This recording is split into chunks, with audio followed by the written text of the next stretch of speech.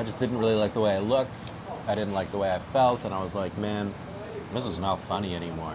When you do that frequently enough, then all of a sudden being sober is not normal, it's worse. And it was like, man, what the hell am I doing where being sober sucks? You were spending a lot on booze? Oh, dude, so much money. Like, you break the bank going out. Yeah. Well, before I stopped drinking, I had this fear that my friends wouldn't want to hang out with me. What do people talk about when they're not drinking? Right, Or yeah. like, where the hell, what do sober people do for fun? Like, that's not even in my world. Yeah. Like, it's so boring to me before.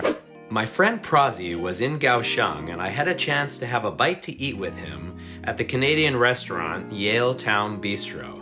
We chatted about how he gave up alcohol and how his life has changed. Wow. How do I eat this amazing food and talk at the same time? It's tough, I know. So, what are we talking about today? For a while now, you gave up drinking. Mm-hmm. How long has it been approximately? It's What, a year and 3 months? amazing. Did it start as a 1-year challenge, or was it just like, I think I'm going to stop drinking? It was like, I think I have to stop drinking. It's more running away from falling into a life like that. Like, I didn't want to get to like an older age and still be drinking as often as I was. Like, I just didn't really like the way I looked. I didn't like the way I felt, and I was like, man, this is not funny anymore. Like, It's not cool. It It's became like real, kind of like.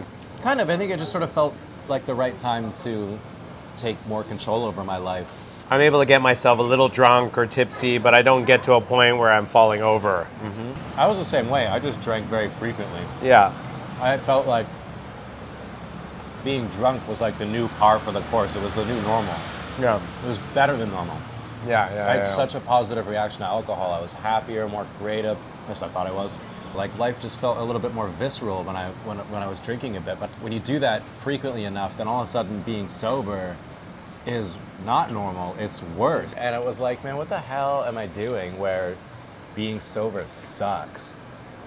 Like, that's not a way to live. So I wanted to kind of reset my mindset to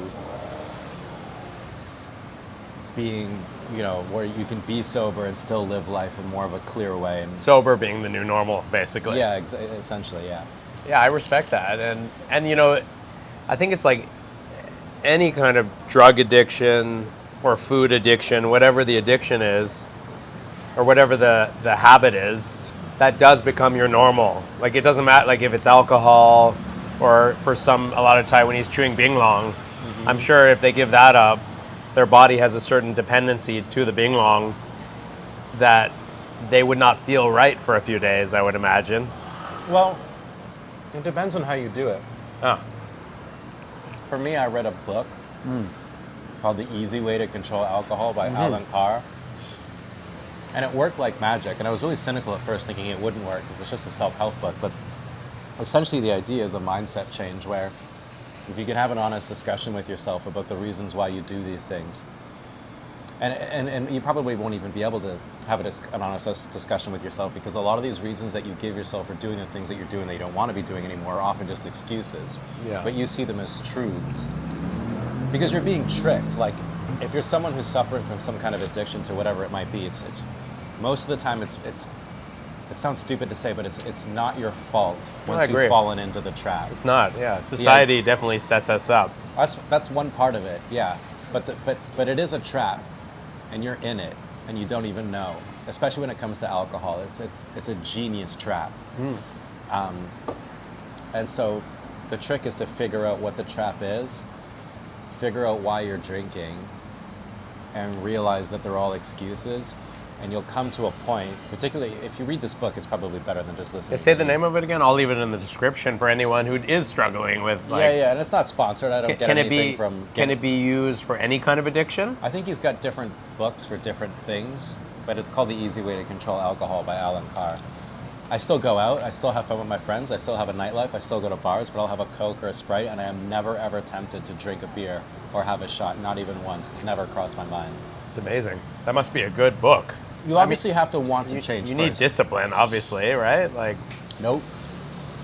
It's not discipline. It's not not willpower. oh. Willpower makes it difficult because I remember I tried drinking by myself and it was like so difficult. I tell myself, okay, tonight I'm not drinking because maybe tomorrow I've got parent-teachers day or don't want to go into school smelling like alcohol. I have to get myself together for tomorrow. So I'm not going to drink. But then I'm miserable because of course I want to drink, but I've told myself I won't. And so this willpower method just makes it more and more difficult and you torture yourself. And that's why it's so difficult to stop. But if you do drink, well, then you feel like shit because you told yourself you wouldn't. So it doesn't matter what you do. You're stuck. You're trapped. You're And some people quit for like a week, or they'll quit for a month, or they'll quit for whatever extended period of time to try and prove to themselves or other people that they're not addicted. Like a challenge almost. Yeah, but then they go, but they know once they finish it, they can go back and drink at the back of their mind. So it's not, it doesn't really work. You have to want to not do it anymore in your heart. If you were at the level that I was at, where I'm sitting at my desk, telling myself I won't drink, feeling like shit because I want to. Like, you're just stuck and you see no way out, and it's a really awful place to be. Who suggested the book to you? Friend or? Yeah, it was a close friend of mine, and me and him used to drink together very often.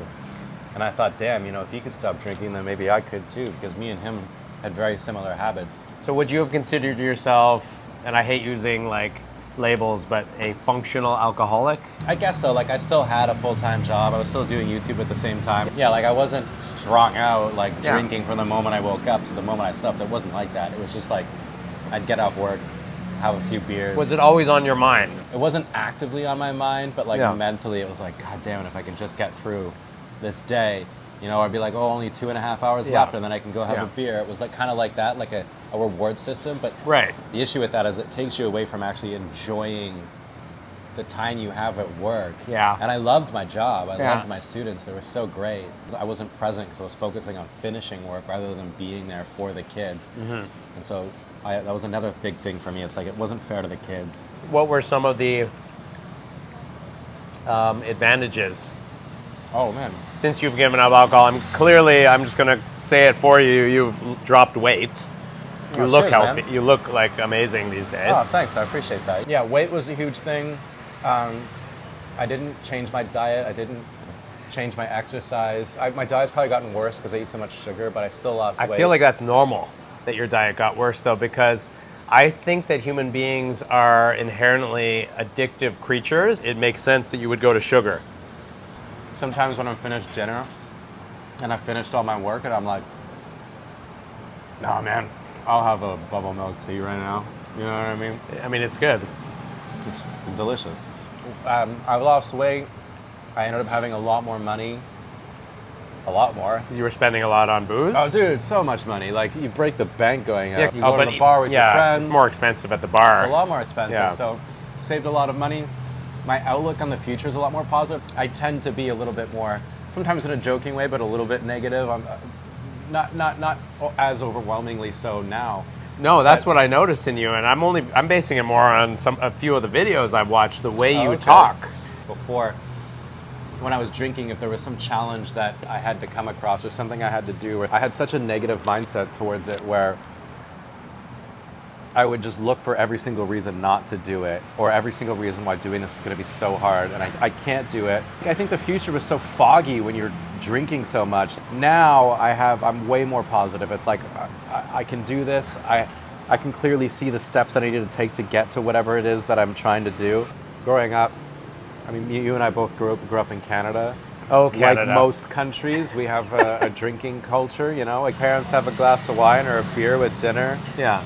Thanksgiving, the whole family gets together, we cook a nice big meal, we all get absolutely hammered. Like, it's just the way it was. It became acceptable. Actually, sounds kind of beautiful, like on some level. Oh yeah, I mean, of course, like those memories are fantastic. I think on some dumb level, like in the back of my mind, it's like, how could drinking even be a problem when it's such a cornerstone of my culture and my upbringing? Yeah. So what's it like hanging out with your friends? Well, before I stopped drinking, I had this fear that my friends wouldn't want to hang out with me because I don't drink. But that wasn't the case. They still invite me out, and we still go out all the time, and I love them for that. I appreciate them so much for that. And it makes me feel more like, it makes me feel like I'm still included even though I'm not drinking. Yeah. But I do get this from people all the time who are around me and are drinking. They get really self-conscious about the fact that I'm sober and I'm watching them. Because when you're all drinking together, suddenly you can get away with doing things or saying things you otherwise wouldn't because you're drunk. And here's the sober guy who can see you Everything clearly. Yeah. But it's like, no, I'm looking at the same thing you are. You know what you're doing is dumb. You just don't care because you've drank so much that you've switched off that part of your brain. Yeah. And I don't like making people feel that way because I don't care that people drink around me. I want them to have fun and I want them to enjoy themselves, and I don't want my presence to affect the amount of fun that they're having. So I find it really interesting how uncomfortable some people are around me because I'm sober. So your friends treat you the same as they always treated you, Yeah. which sounds like a good group of people then. It's the best. They're not judging you for being sober. No, it's the best. And you're obviously not judging them for being drunk. Of course not. And I never want to push it on them. I'm very much to each their own and do your own thing. And I get teased a lot at the bar for not drinking, but whatever, you have to expect that. You're in a bar, so Yeah, of course. My two closest friends, Alan and Andre, were very supportive, and they didn't freak out, and they didn't say like, oh no, I'm losing a friend, or what are we going to do now? It was like, they were super cool about it. A shout out to Alan and Andre. I don't know Alan as intimately as you do, but he is one of the sweetest men I know. He's a loyal, good human being. Yeah, he's a genuine dude. And I don't think he would ever judge you for that, actually. No, and he didn't. And the thing I love about him the most is that I can share good news with him, and he genuinely celebrates with me. He's just a genuine, great dude. But there have been people. There have been people like when I go to the bar and they're like, "What are you drinking?" And it's like water. And they go, "You're not drinking?" And I'm like, "No, I don't drink, but cheers." And they'll go, "Boring." And I'm like, "Dude, f*** you." Has anyone been inspired in your friend circle or that watch your videos, your channel, to give up drinking? Have you inspired anyone? No. Interesting. My friends are still my friends. The people around me still like to drink. So no one's left a comment where they were like... as far as comments are concerned? Yeah, where they've been like, good for you, Prozzie, and you inspired me to consider giving alcohol up. I don't know if I saw any of those specifically. Maybe there are. I'll have to go back and look at the comments. But the comments were really great, and they were all very nice and kind and positive, and that was really good. So comments, people are super sweet in the comments. But in my personal life, no. I didn't inspire anybody. Maybe you haven't.